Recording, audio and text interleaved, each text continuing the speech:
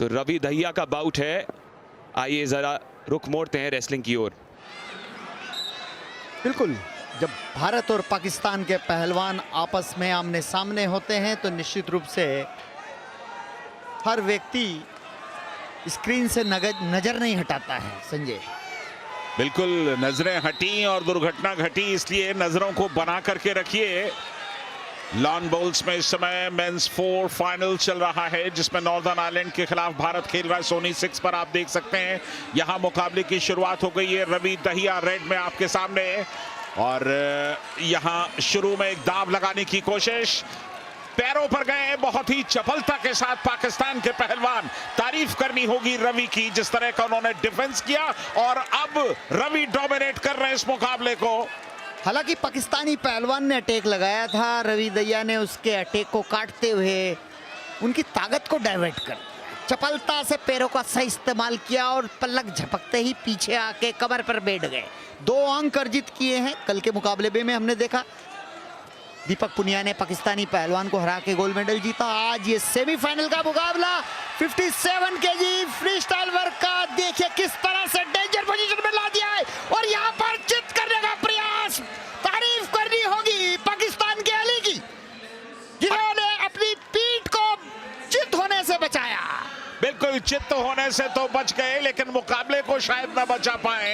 अभी तो 1.5 मिनट हुए हैं। रवि ने 4 पॉइंट्स का दाव लगाया, डेंजर पोजीशन में लेकर के आए थे। एक बार फिर पकड़ बनाने की कोशिश पाकिस्तान के असद की, और अब उन्होंने पकड़ अच्छी बना ली है। क्या डिफेंस कर पाएंगे रवि? रवि एकदम मैट पर छिपकली की तरह चिपकने की कोशिश कर रहे हैं, लेकिन असद उन पर पूरा जोर लगाते हुए असद अब चले गए हैं लेग पर अटैक करने के लिए। अगर ये मुद्रा कायम रही तो डिफेंस अच्छा माना जाएगा।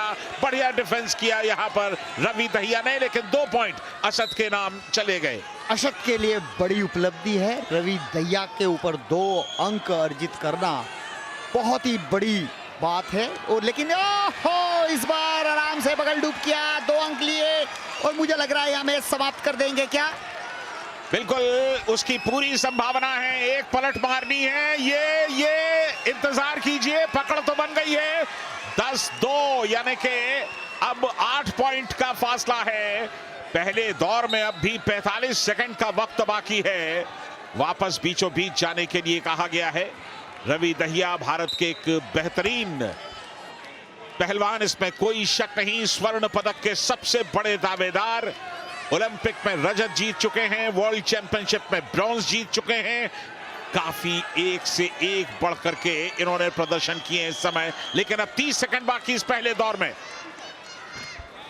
मैं तो संजय पाकिस्तानी पहलवान की तारीफ करूंगा कि 2 अंक उन्होंने अर्जित किए हैं, ये बहुत बड़ी बात है। और ये देखिए एक बार फिर कलाकारी दिखा रहे पाकिस्तानी रेसलर अशाद ने यहाँ पर डेंजर करने की पूरी जिद्दोजहद की है, और निश्चित रूप से 2 अंक रवि दहिया के ऊपर अर्जित की। खतरनाक साबित हो सकता था, लेकिन बहुत ही खूबसूरती से भारतीय पहलवान ने वहां पर उस पोजीशन को क्लियर किया है।